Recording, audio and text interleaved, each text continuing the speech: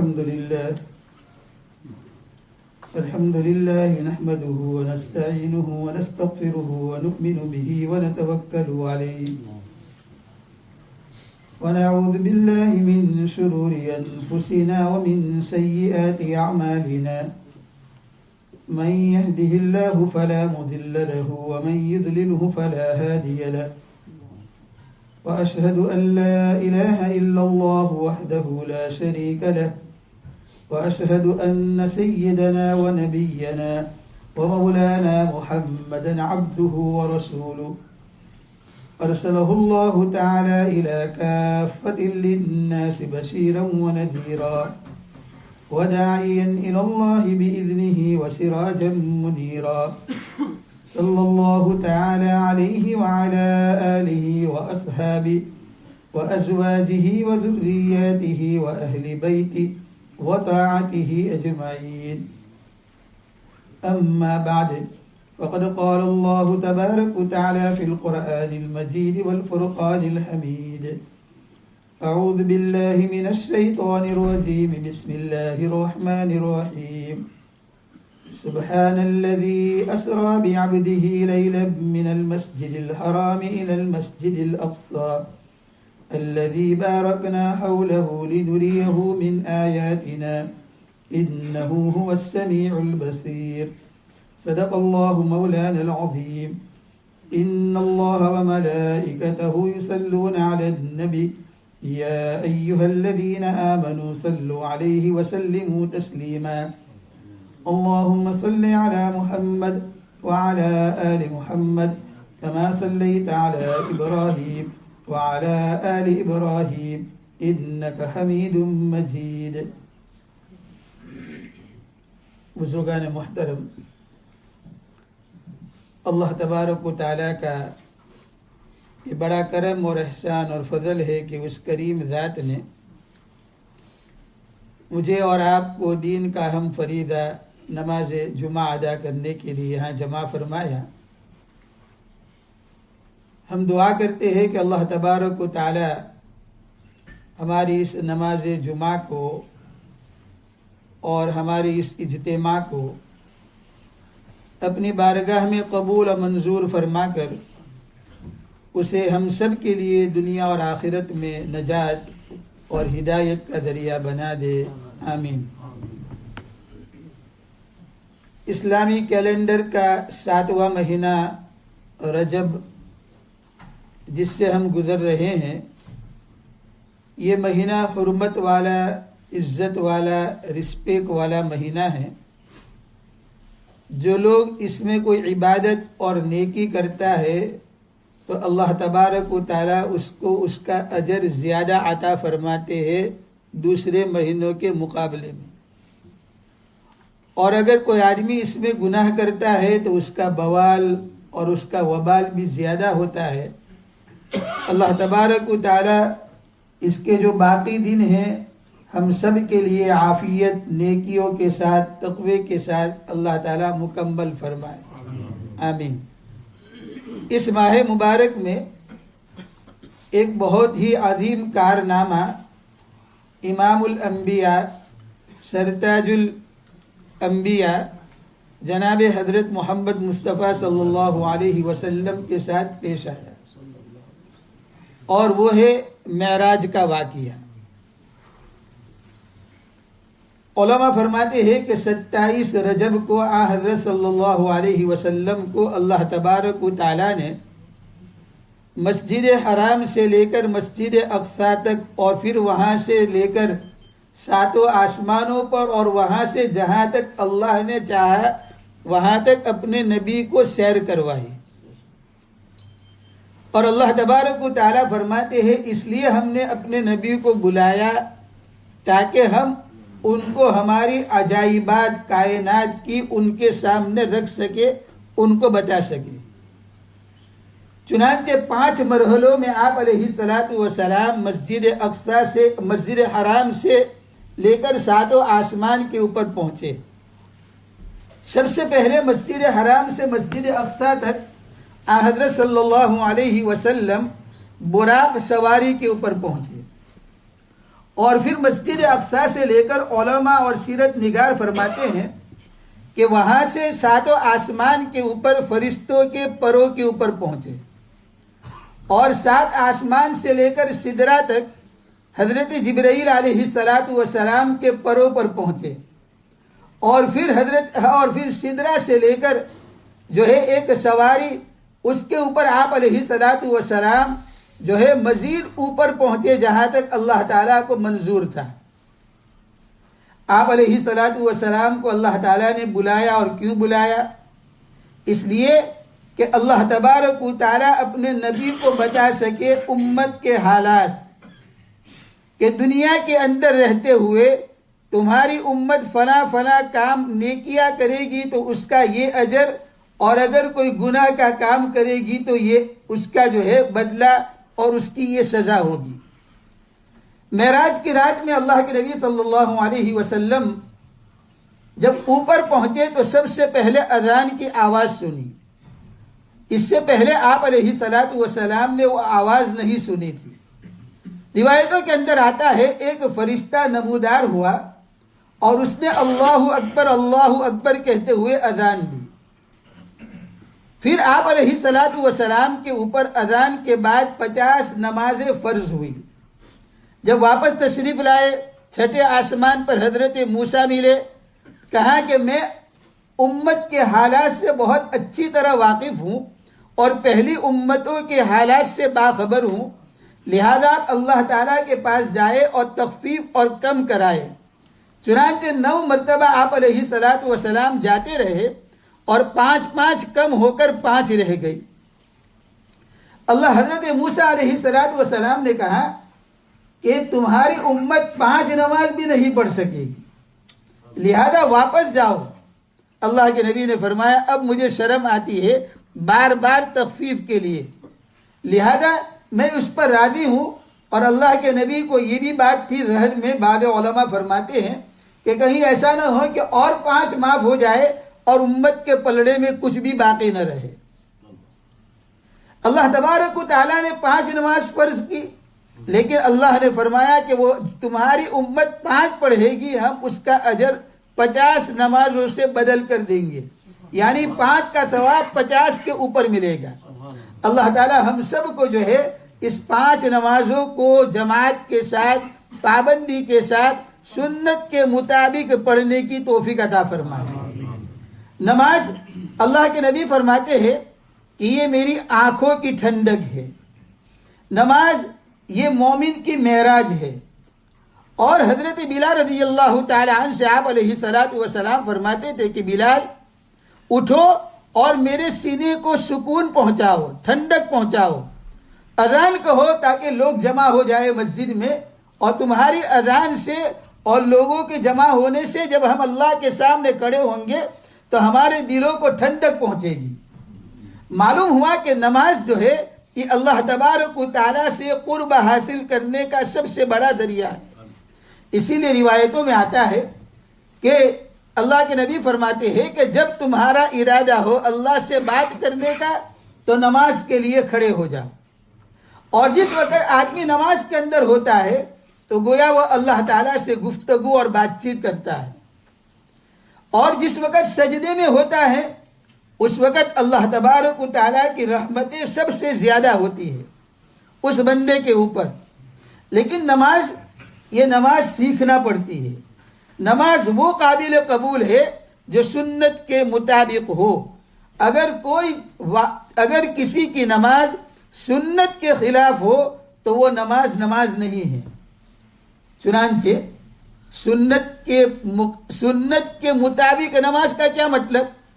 اس کا مطلب یہ کہ اللہ کے نبی نے فرمایا دیکھو یہ میرا وضو ہے، 1 مرتبہ ہاتھ دھویا، 1 مرتبہ منہ دھویا وغیرہ، 2 مرتبہ بھی کیا، 3 مرتبہ بھی کیا۔ اور اسی طرح نماز کہ آپ علیہ السلام کو صحابہ کرام نے دیکھا، اور اللہ کے نبی صلی اللہ علیہ وسلم کی کاپی کی صحابہ نے، اور پھر صحابہ کے ذریعے سے تابعین اور تبع تابعین، اور اس کے بعد یہ پہنچی امت تک، اور امت کے بڑے بڑے فقہا اور علماء نے نماز کے بارے میں کتابیں لکھی اور کئی صفحات کی کتابیں لکھی۔ کہ سنت کے مطابق آدمی کس طرح نماز پڑھے. چنانچہ اس سے پہلے ہم مسجد میں بتا چکے ہیں، لیکن مختصر طور پر کتابوں میں لکھا ہے کہ آدمی سب سے پہلے جب کھڑا ہو تو وضو کر لے، اور وضو بھی سنت کے مطابق کرے، اور وضو بھی آدمی اس طرح وضو کرے کہ پانی کا خرچہ زیادہ نہ ہو، پانی کا ویسٹ زیادہ نہ ہو، لیکن وضو سنت کے مطابق ہو. نمبر 2 یہ ہے کہ اچھے کپڑے پہن کر مسجد کے اندر آئے، خوشبو لگا کر مسجد میں آئے، اور جس وقت اللہ کے سامنے کھڑا ہو تو ساری دنیا کو اپنے پیچھے چھوڑ دے، اپنے خیالات کو پاک کر دے، اپنے دل کے خیالات کو پاک کر دے، اور اپنا پورا ذہن اور دماغ اللہ تبارک و تعالیٰ کی ذات کی طرف لگائے کہ میں اللہ کے سامنے کھڑا ہونے جا رہا ہوں. اپنی پوری باڈی قبلے کی طرف ہو. بہت سارے لوگ نماز کے اندر پاؤں یوں کر کے کھڑے کرتے ہیں، ایسے، یعنی قبلہ ادھر ہے اور ان کے پاؤں جو ہے اس کے پنجے اس طرف ہے، تو یہ قبلے کی طرف نہیں ہوا. بعض لوگ کھڑے ہوتے ہیں تو قبلہ اس طرف ہے تو بعض یوں کر کے کھڑے ہوتے ہیں الٹا، تو یہ پورا سینہ بھی چلا گیا، تمہاری پیشانی بھی چلی گئی. فقہا نے اس کے اوپر مسائل لکھے ہیں، اس وقت اس کا تذکرہ جو ہے وہ نہیں کرتا، لیکن اگر آپ کی پیشانی کا حصہ اگر قبلے سے ہٹ گیا تو نماز فاسد ہو گئی، آپ کی نماز نہیں ہوگی. تو پورا بدن، پوری باڈی سیدھی ہو اور اللہ تبارک و تعالیٰ کے سامنے کھڑا ہو. دوسرا یہ ہے کہ جب ہم فرض نماز کے لیے کھڑے ہوتے ہیں اس وقت جو ہے ہم امام کے پیچھے ہوتے ہیں تو ہم نیت کر لیں. امام بھی نیت کرے گا، مقتدی بھی نیت کرے گا، اور نیت کرنے کے بعد جب ہم تکبیر تحریمہ کہتے ہیں تو اس وقت ہم 3 غلطیاں کرتے ہیں. We have the 3 mistakes. When you say the takbir tahrima. Number 1, somebody, بہت سارے لوگ یہ کر کے جو ہے اللہ اکبر کرتے ہیں. بہت سارے لوگ جو ہے دونوں ہاتھوں کو باندھ دیتے ہیں، انگوٹھوں کو کھولتے ہیں.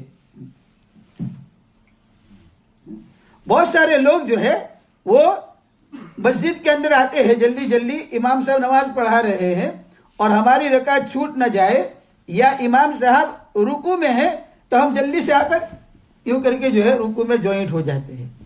لیکن صحیح طریقہ سنت کے مطابق یہ ہے، اور ہمارے علماء اور بزرگوں نے نمازوں کو سیکھا ہے. فضائل اعمال اور فضائل نماز حضرت شیخ رحمۃ اللہ علیہ نے لکھی. حضرت شیخ نے نماز سیکھی، بہت بڑے محدث، بہت بڑے بزرگ اللہ والے، لیکن فقہا سے، مفتیان کرام سے نماز کا ایک ایک مسئلہ معلوم کر کے نماز کو سیکھی. پھر اس سے بڑے جو لوگ تھے انہوں نے نمازوں کو سیکھی. معلوم ہوا کہ صحابہ کرام نے اللہ کے نبی سے سیکھی، تو نماز یہ سیکھنے سے آتی ہے. تو سنت طریقہ یہ ہے نماز کے لیے کہ آدمی پورا کھڑا ہو جائے، اور کھڑا ہونے کے بعد اس کی پوری باڈی قبلے کی طرف ہو. لہذا اگر کوئی آدمی ایسے کھڑا ہوگا اور قبلہ ادھر ہے تو نماز فاسد ہو جائے گی. اگر کوئی آدمی جو ہے قبلے کے بجائے پاؤں سیدھے کے بجائے یوں رکھ دے گا اس طریقے سے، تو اس کی نماز جو ہے اس کے قبلے سنت کے مطابق نماز نہیں ہوگی. دونوں پاؤں کے درمیان میں تقریباً جو ہے 4 فنگرز کا فاصلہ ہونا چاہیے. Distance about the 4 fingers between the 2 leg, 2 feet. اور اس کے بعد جو ہے آدمی اللہ اکبر کہے. جب امام صاحب جب مؤذن تکبیر پوری کر دے، اس کے بعد جب امام صاحب کرے اللہ اکبر، اس سے پہلے اگر کسی نے ہاتھ باندھ دیا تکبیر کے بعد اور امام صاحب نے اللہ اکبر نہیں کہا تو امام کی ابتدا نہیں ہوئی، لہذا آپ کی نماز نہیں ہوگی. تو دونوں ہاتھوں کو اٹھانا ہے، اور دونوں ہاتھوں کو جب اٹھائیں گے تو دونوں ہاتھوں کی ہتھیلی یہ قبلے کی طرف رہے گی. اور ہمارے جو ہے 5 اور 10 فنگرز، یہ جو ہے 10 انگلیاں وہ اپنی حالت پہ رہے گی. نہ ہم اس کو بند کر دیں گے اور نہ ہم کھول دیں گے، بلکہ اپنی حالت کے اوپر. اپنی حالت مطلب normal condition, our fingers, and they say اللہ اکبر. جب ہم اللہ اکبر کہیں گے تو اس وقت دونوں ہاتھوں کو کانوں تک اٹھانا ہے، اور اگر ہو سکے تو ہم جو ہے ہمارا یہ انگوٹھا یہ کانوں کے جو ہے وہ کارنر کے ساتھ ٹچ ہو جائے تو کوئی حرج نہیں ہے، لیکن دونوں ہاتھوں کو اس طرح اٹھا کر اللہ اکبر کہنا ہے۔ یہ سنت کے مطابق اللہ اکبر کہنا ہے، اور اس کے بعد دونوں ہاتھوں کو جو ہے ناک کے نیچے یا ناک کے برابر باندھنا ہے، اور اس وقت انگوٹھا اور اخیری فنگر سے ہمیں اپنے جو ہے پونچے کو پکڑنا ہے۔ تو اس طریقے سے جو ہے ہم نماز کو شروع کریں گے۔ اگر ہماری تکبیر تحریمہ صحیح نہیں ہے تو یہ نماز ہماری سنت کے مطابق ہماری نہیں ہوگی، یعنی اگر ہم نے اپنی مرضی سے ہاتھ اٹھا لیے، اس طریقے سے ہاتھ اٹھا لیا، نماز ہو جائے گی، لیکن سنت کے مطابق نہیں ہوگی۔ اور سنت کے مطابق جو نماز نہیں ہوتی ہے، فقہا فرماتے ہیں نماز کا بھار اتر گیا لیکن اس کو اس کا پورا اجر نہیں ملے گا۔ یا پھر نماز، بہت سارے لوگ کہتے ہیں کہ نماز ہم پڑھتے ہیں اللہ قبول کرتا ہے، تو ہم مارکیٹ میں جاتے ہیں، بازار میں جاتے ہیں، کار خریدنے جاتے ہیں، 10,000 پاؤنڈ ہمارے پاس ہے اور ہم گاڑی خریدتے ہیں، اور گاڑی کے اوپر سامنے ایک ڈاٹ ہے، ادھر ڈیمیج ہے، ادھر ڈیمیج ہے، آدمی کہے گا 10,000 دے رہا ہوں اور تم گاڑی کیسی دے رہے ہو۔ ہم مینگو اور ایپل لینے کے لیے جائے، ایک ایپل ادھر جو ہے کٹا ہوا ہے، ایک مینگو ادھر سے خراب ہے، کدھر، ہم کہتے ہیں کیسی مینگو دے رہے ہیں۔ تو اللہ تبارک و تعالیٰ اسی عمل کو قبول کرتے ہیں جو اللہ کے نبی کے طریقے کے مطابق ہوتا ہے۔ قرآن کہتا ہے ما آتاکم الرسول فخذوا وما نہاکم عنہ فانتہوا، جو تمہارا نبی تمہیں حکم دے کہے اسے پکڑ لو، جس سے منع کرے اس سے رک جاؤ۔ لہذا نماز سنت کے مطابق ہوگی تو، اور ہم کہتے ہیں کہ ہم خشوع اور خضوع کے ساتھ نماز پڑھتے ہیں، اور خشوع اور خضوع حکیم الامت فرماتے ہیں نام ہے سنت کے مطابق نماز پڑھنے کا۔ لہذا اگر کوئی آدمی سنت کے خلاف نماز پڑھتا ہے، چاہے اتنی لمبی سورت پڑھے، چاہے اتنی جو ہے آنکھیں بند کر کے نماز پڑھے، چاہے آسمان کی طرف دیکھ کر نماز پڑھے، چاہے نیچے یوں کر کے نماز پڑھے، اس کی نماز جو ہے اللہ کے دربار میں قبول نہیں ہوتی ہے۔ اسی لیے گزشتہ جمعہ کو عرض کیا تھا کہ حضرت شیخ فرماتے ہیں کہ بہت سارے نماز پڑھنے والے ایسے ہوتے ہیں، یعنی اللہ کے نبی کی حدیث نقل کی ہے کہ اللہ کے نبی فرماتے ہیں کہ بہت سارے نماز پڑھنے والے ایسے ہوتے ہیں کہ اس کی نماز اس کے سر سے ایک بارش بھی اوپر نہیں جاتی، اور جب وہ نماز ختم کر کے مسجد سے نکلتا نہیں ہے کہ اللہ کے فرشتے اس کی نماز جو پیسیج میں کھڑے ہوتے ہیں کالے کپڑے کے اندر گندے کپڑے میں لپیٹ کر اس آدمی کے منہ پہ مار دیتے ہیں اور کہتے ہیں تمہاری نماز کی اللہ کو ضرورت نہیں ہے، تم یہ نماز تمہارے ساتھ واپس گھر پہ لے جاؤ۔ لہذا ہر آدمی کی ذمہ داری ہے، مردوں کی بھی، عورتوں کو بھی، اور جو ہے نوجوانوں کی بھی، کہ وہ نماز کو سیکھے اور علماء سے سیکھے۔ کتابوں میں دیکھنے سے نماز ہم نہیں سیکھ سکتے، کتابیں پڑھنے سے نہیں سیکھ سکتے، اس لیے کہ ایک پریکٹیکل عمل ہے۔ جیسے عمرہ میں ہم جاتے ہیں، کتابیں پڑھ پڑھ کر ہم طواف صحیح نہیں کر سکتے جب تک ہمیں پریکٹیکلی طور پہ معلوم نہ ہو کہ طواف کس طرح کرنا ہے۔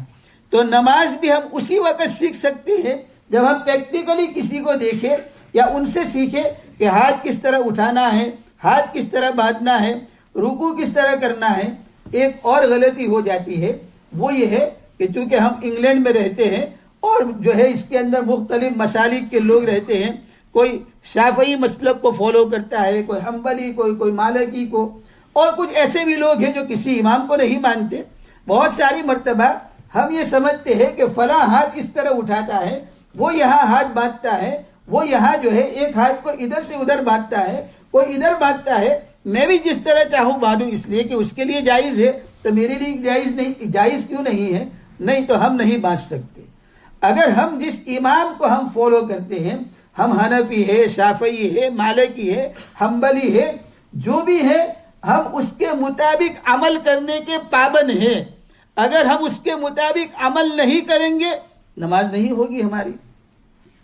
جس طریقے سے بہت سارے مسلک کے اندر، یا پھر جو ہے بہت کسی مسلک کو نہیں مانتے، ان کے سامنے وضو کا مسئلہ ہے کہ سونے سے ہمارے یہاں اگر کوئی آدمی جیسے چچا بیٹھے ہیں, اگر ان کو نیند کا ایک جھونکا آ گیا ان کا وضو ٹوٹ گیا. بہت سارے ایسے ہوتے ہیں کہ آپ آرام سے بیٹھے رہو آرام کرسی کے اوپر اور پھر کھراٹی لیتے رہو اور پھر اٹھو, جیسے ہم حرم شریف میں جاتے ہیں اور نماز پڑھ لو, تو ان کی نماز ہو گئی. لیکن ہم چاہے کہ ہم بھی یہاں کھراٹے مارے اور پھر اس کے بعد اٹھ کے کھڑے ہو کر نماز پڑھ لیں, تو ہماری نماز نہیں ہوگی. اسی طریقے سے خون نکلنے کا مسئلہ ہے کہ کہیں سے خون نکل گیا, یہاں کچھ لگ گیا, لکڑی لگ گئی, کوئی کیل لگ گئی اور اللہ نہ کرے خون نکل آیا, نکل کے تھوڑا سا نکلا اور یہاں چلا گیا تو ہمارا وضو ٹوٹ گیا. بہت سارے لوگ ایسے ہوتے ہیں کہ ان کے یہاں جو ہے وضو نہیں ٹوٹتا, چاہے خون نکل جائے, بہہ جائے, جو ہے ایک ڈول بھر جائے یا ایک جو ہے ایک پورا پیالہ بھر جائے, لیکن وضو نہیں ٹوٹتا. ہم چاہتے ہیں کہ ان کا نہیں ٹوٹتا تو ہمارا بھی نہیں ٹوٹے گا. نہیں, ہمیں تو فوراً وضو کرنا پڑے گا. لہذا ہمیں یہ چاہیے کہ ہم جس مسلک کو مانتے ہیں یا اس پہ عمل کرتے ہیں اس کو پڑھیں, اس کے مسائل کو سیکھیں, اور اللہ تبارک و تعالیٰ اسی چیز کو قبول کرتے ہیں کہ جو سیدھی ہو اور اللہ اور اس کے رسول نے یا ائمہ نے یا علماء نے یا جو ہے امت کے مجتہدین نے ہمیں بتایا ہے. اگر اس سے خلاف کریں گے تو ہماری نماز صحیح نہیں ہوگی. لہذا نماز کے مسائل کو بھی سیکھنا ہے اور نماز کے طریقوں بھی سیکھنا ہے. تو سب سیکھیں گے انشاءاللہ, کوشش کریں گے گھر میں ماں بہنوں کو بھی سکھائے. بہت ساری مستورات ان کو نہ ہاتھ باندھنے کا طریقہ معلوم ہے, نہ سجدے کا اور نہ رکوع کا. وہ مردوں کی طرح نماز پڑھتی ہیں. بیٹی نے باپ کو دیکھ لیا کہ میرا باپ اس طرح رکوع کرتا ہے, سجدہ کرتا ہے, تو وہ اس طرح کر لیتا ہے, وہ اس طرح کر لیتی ہے. اسی طرح بہت ساری ہماری اولادیں ہیں کہ ان کو معلوم نہیں ہے نماز کا طریقہ. لہذا ہمیں چاہیے کہ ہم فکر کر کے شرم کو سائڈ پہ رکھیں. جب بزنس کرنا ہوتا ہے تو شرم ہوتی ہے, کوئی شرم نہیں ہوتی ہے. جب شادی میں کھانے کے لیے جاتے ہیں ہال میں کوئی شرم ہوتی ہے, کوئی شرم نہیں ہوتی ہے اس وقت ہمیں. لیکن مسائل پوچھنے میں ہمیں شرم آتی ہے کہ ہم 50 سال کے, 60 سال, 70 سال کے ہو گئے, ہم کس طرح پوچھیں ہماری پچھلی نمازوں کا کیا ہوگا. نہیں, مرنے سے پہلے اپنی نماز کو درست کر لو. اگر 2 رکعت بھی ہمیں نماز اچھی مل گئی تو اللہ تبارک و تعالیٰ کی ذات سے امید ہے اللہ ہماری ساری نمازوں کو قبول کر لے گا. اللہ ہم سب کو عمل کی توفیق عطا فرمائے. آمین. وآخر دعوانا ان الحمد للہ رب العالمین.